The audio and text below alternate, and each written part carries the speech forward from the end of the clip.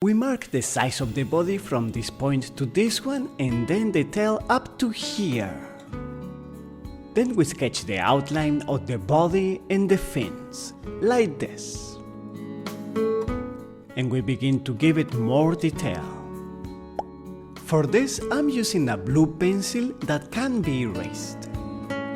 I draw some lines following the shape of the body that will help me doing the scales straight. Now with a blue marker, I fill in the head and the area of the bottom part of the body. I switch to a green and then to a red for the fins and the tail. But the changes of tone, the shading and the detail, I do them with pencils. For example, with a blue pencil that is a little bit darker than the one of the markers, we can do the shading. We can also add some of this blue on the red. And that's because the red of the markers tends toward orangey, while the red of Apollo is darker. With different tones of bluish and greenish, we do the scales. We can make them with little round shapes. The ones in this area will be lighter, but I mix some of this in with other colors so as to achieve different tones of reflections. And I use a darker blue to make some points stand out.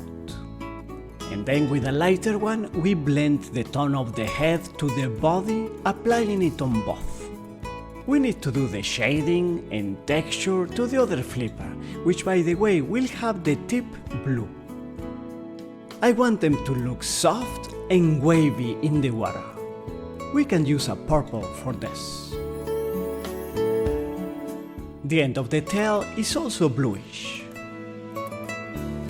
By doing the shading, we imbue movement and life.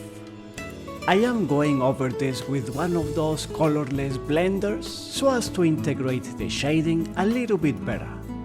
I add just a little bit more to the upper part of the tail. Apollo is in front of me and he's modeling. He looks very happy. I think he likes to be drawn. With a very light blue, we give some accents to some reflections. And with the blue marker, we do the borders of the fins, because they are of this color. Good, like this. We shade the lower part of this fin so that it looks like it is moving, as if it was waving. We do the last details and it is ready.